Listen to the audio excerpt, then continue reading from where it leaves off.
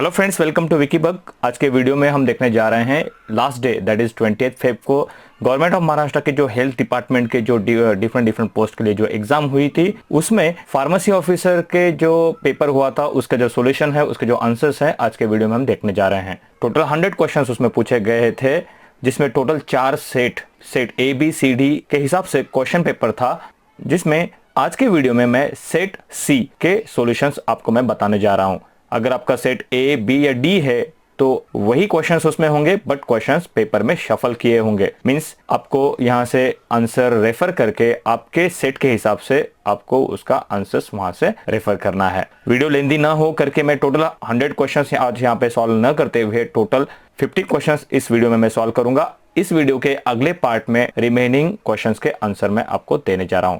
So let us start this video. Starting from first, आप देख सकते हो जीके का सेक्शन स्टार्ट हुआ है। फर्स्ट क्वेश्चन पूछा गया है, arrange the following layers of atmosphere vertically from the earth surface. Atmosphere के जो भी डिफरेंट जो लेयर्स हैं अर्थ से स्टार्ट करते हुए उसको आपको प्रॉपर अरेंज करना है। अब आपकी स्क्रीन पे देख सकते हो एक स्लाइड आपके लिए मैंने यहाँ पे अरेंज की है। आप अगर उसके हिसाब से जाओगे तो आपको पता चलेगा उसका आंसर है सी। सबसे पहले होगा troposphere, then stratosphere, mesosphere and last होगा थर्मोस्फेयर। नेक्स्ट क्वेश्चन होगा, which among the following cities never get the vertical rays of sun throughout the year.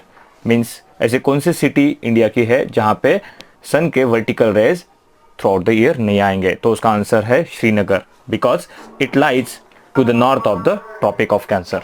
Third one, who constructed Sanchi stupa. Obviously आप सभी को पता है, इसका आंसर होगा answer D, because उसका जो कंस्ट्रक्शन है वो किया है एम्पायर अशोक ने। Fourth one, soil erosion can be prevented by. इसका आंसर होगा आंसर बी, एफॉरेस्टेशन, बिकॉज तुम्ही जेव्हाही झाडे लावचाल जमिनीची धूप कमी होईल। Fifth one is Ashtapradhan was a official council of. आप सभी को पता है अष्टप्रधान जो एक काउंसिल थी, जो मंडल था, वो किससे रिलेटेड था। इसका आंसर होगा छत्रपति शिवाजी महाराज। मीन्स इसका आंसर होगा आंसर सी। सर्व शिक्षा अभियान is aimed to the education which is following। इसका आंसर होगा आंसर डी, बिकॉज ये रिलेटेड है education of children between the 6 to 14 years. 6 से 14 साल के जो बच्चे हैं उनके एजुकेशन से रिलेटेड, उनके प्राइमरी एजुकेशन से रिलेटेड ये स्कीम गवर्नमेंट ने इंप्लीमेंट की है। 7th question, dash is the hottest planet in the solar system. इसका आंसर होगा answer D, that is Venus. Mercury जो है हॉट एंड कोल्ड प्लैनेट है, बट वीनस जो है टोटली हॉट होने की वजह से यहाँ पे जो आंसर होगा D. 8th question, which of the following river originated at Trimbakeshwar. Trimbakeshwar पासून ज्याचा उगम होतो ते रिवर आहे गोदावरी। Answer A. कावेरी का अगर पता करना है तो कावेरी ओरिजिनेटेड है फ्रॉम कर्नाटका, कृष्णा ओरिजिनेटेड है from the Mahabaleshwar Satara, and Mahanadi का आपको अगर पता करना है तो वो ओरिजिनेट हुई है छत्तीसगढ़ से। 9th one, the Musi and Bhima are tributaries of the river.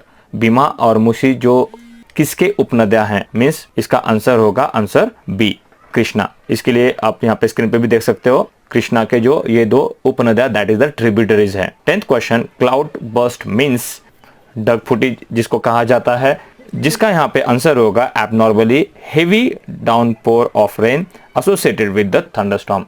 Means cyclone वगैरह जो होके जो हेवी रेनफॉल जो होता है उसे कहा जाता है क्लाउड बर्स्ट, डगफुटी। India is separated from Sri Lanka by. उसका आंसर होगा पाल्क ची समुद्र धुनी, means Palk strait. Which is the official language of Maharashtra. Obviously 27 Feb को मराठी दिन हुआ था एंड महाराष्ट्र की ऑफिशियल लैंग्वेज मराठी है। मीन्स इसका आंसर होगा A, Marathi. Who was the first Peshwa of Maratha empire. इसका आंसर होगा Moropant Trimbak Pingle. The Nagpur city is also known as orange city.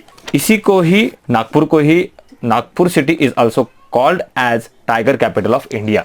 इसी को ही ऑरेंज सिटी कहा जाता है एंड इसी को ही टाइगर कैपिटल ऑफ इंडिया भी कहा जाता है। एंड महाराष्ट्र की जो सेकंड जो राजधानी है जहां पे हिवाड़ी अधिवेशन जहां होता है वो नागपुर सिटी है। फिर next will be the religious literature of Jains at the early stage was written in. उसका आंसर होगा answer A, that is Ardha Magadhi. बहुत से लोगों को इसका आंसर संस्कृत लगता है, बट इसका आंसर है A. In this way we completed general knowledge section. Now move on to the next section of this paper, that is aptitude. 16th question आपको आपकी स्क्रीन में देख सकते हो। Ram and Shyam are the brothers, Ritu and Nita are the sisters, Ram sons is Nita's brother, how is Shyam related to Ritu. Blood relation का question है, इसका answer के लिए आपके स्क्रीन पे आप देख सकते हो, एक स्लाइड है, इसका आंसर है uncle, that is answer A. Next question, starting from the point A, Sohan walk 20 meters towards south, he turned left and walked 30 meters, then turned left and walked 20 meters, he again turned left and walked 40 meters and reached a point. How far and in which direction the point Q from the point P? इसके लिए आपको एक figure draw करनी होगी। Figure draw करके पूरा properly direction wise arrange करने के बाद आपका आंसर होगा answer A, that is 10 metre west. If the third day of month is Monday, which one of the following will be the fifth day from 21st of this month? इसको आपको properly समझना है तो आप आपके screen पे देख सकते हो एक स्लाइड, जिसका यूज करके आप इसका आंसर जज कर सकते हो। इसका आंसर होगा answer C, that is the Wednesday. Next 19th question का आंसर होगा इसका आंसर होगा answer A, that is 31। Next, the cost of 5 chairs and 3 tables is rupees 3110. Cost of 1 chair is rupees 210 less than the cost of 1 table.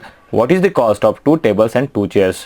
आपको ये proper में अगर समझना है तो आप इसके लिए भी एक स्लाइड देख सकते हो आपके स्क्रीन पे। इसका आंसर होना चाहिए answer 1660, that is answer A.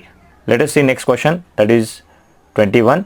Amol is an inspection in charge, rejects 0.08% of the item as defective. How many will he examine to reject 4? इसका आंसर होना चाहिए answer B, that is 5000। The total population of Varud village in Kolhapur district of Maharashtra is 5000. The number of males and females increases by 10 and 15% respectively, and consequently the population of the village becomes 5700. What was the number of males in the village?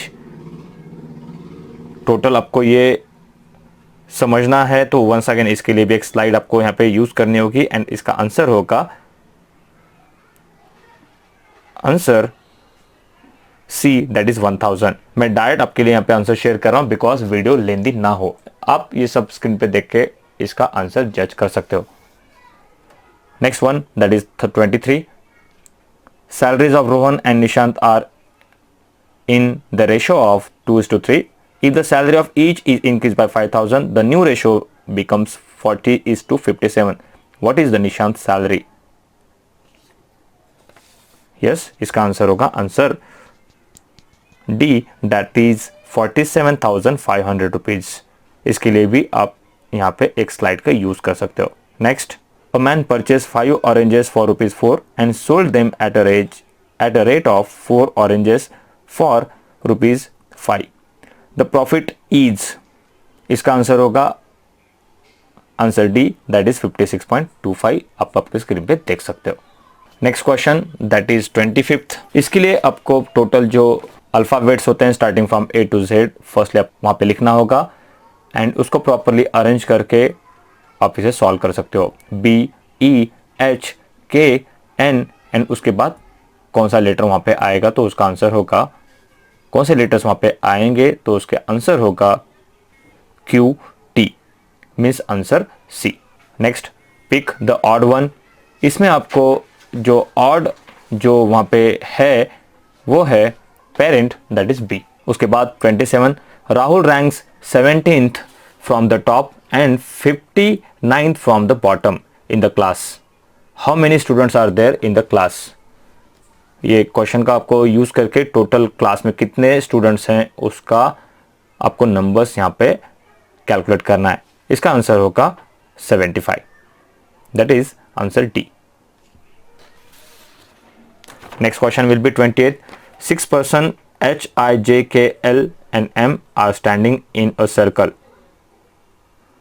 I is between M and J, H is between L and K, M is the left of K, who is between H and M.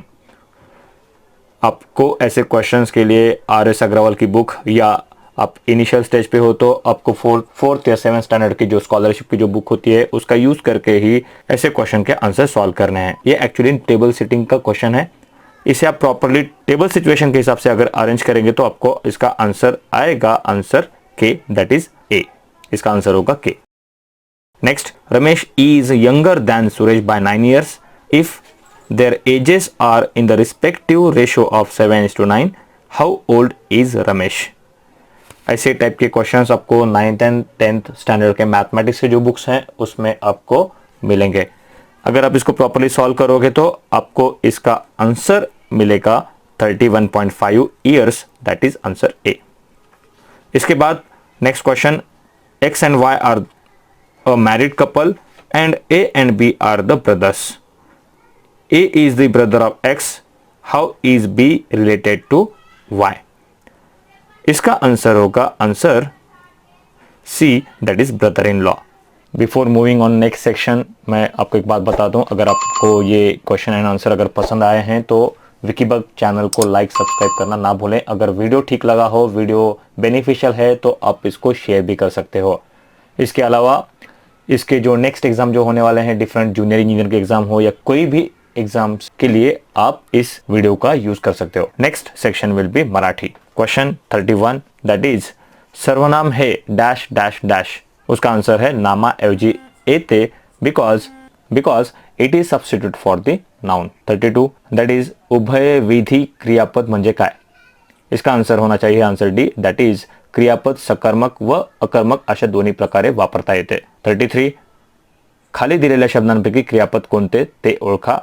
As for as my knowledge, मुझे लगता है इसका answer होना चाहिए मान सारणे। माणूस की भी इसका आंसर हो सकता है। नेक्स्ट क्वेश्चन 34, दैट इज पावसासोबत गारा पडतील या विधानातील काळ ओळखा।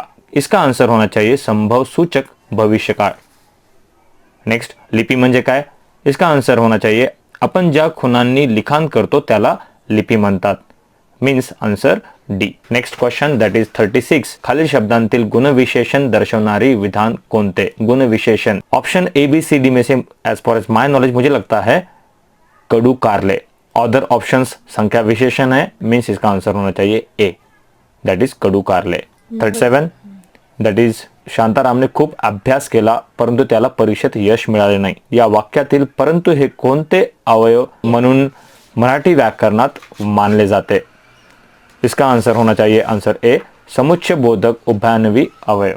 डिफरेंट सेंटेंस को जो ज्वाइन करने के लिए जो अवयव यूज करते हैं उसे समुच्चय बोधक उभयान्वयी अवयव कहते हैं। यहाँ पे परंतु सेम मीनिंग में आया है, दैट्स वाई इसका आंसर होना चाहिए ए। नेक्स्ट 38, दैट इज द संयुक्त वाक्य ओळखा। इसका आंसर होना चाहिए बी, दैट इज लोक आपली स्तुती करोत किंवा लोक आपली स्तुती। अगर इसको डीप में अगर जानना है तो आपको मैं बता दूं, जेव्हा दोन किंवा अधिक केवळ वाक्य जोडलेली असतात, जे एक जोड वाक्य तयार होते त्याला संयुक्त वाक्य म्हणतात। मीन्स आप बी इसका आंसर ले सकते हो।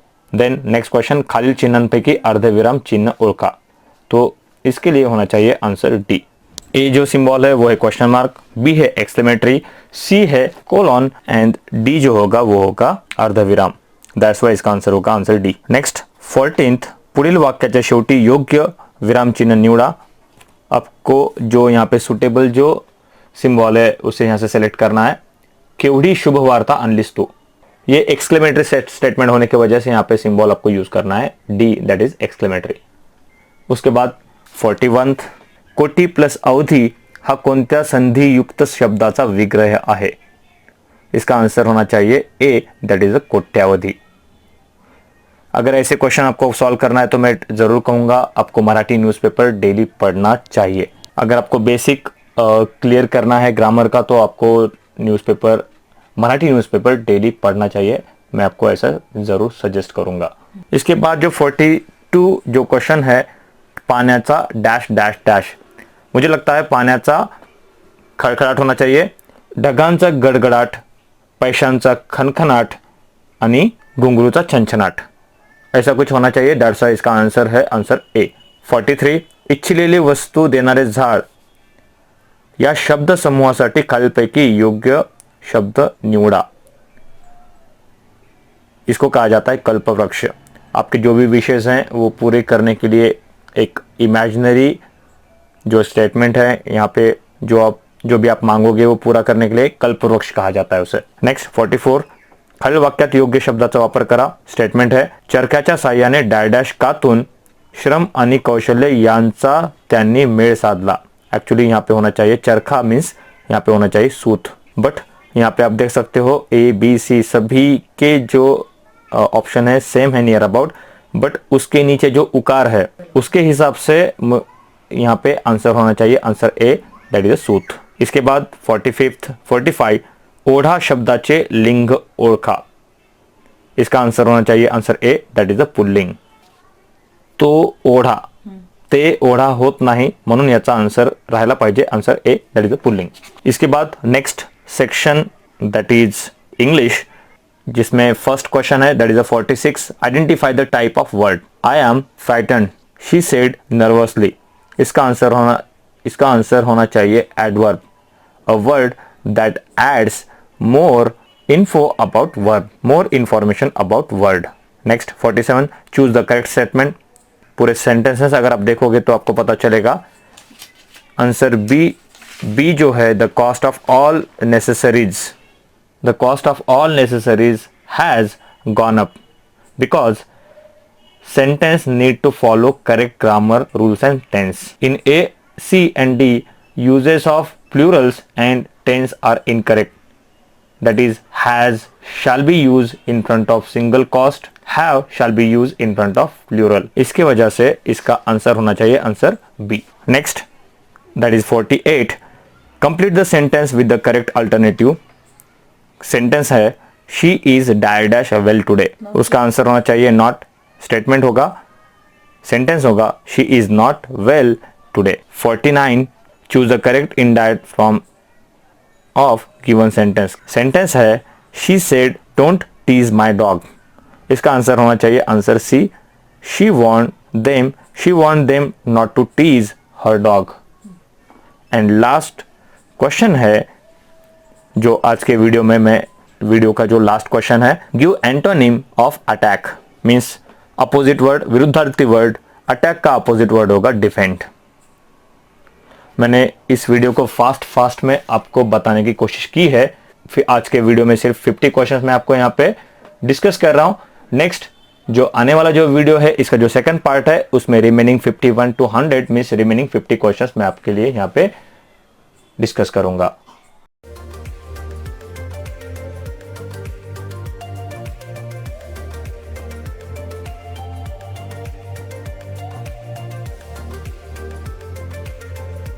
आई होप ये वीडियो आपको बेनिफिशियल होगा।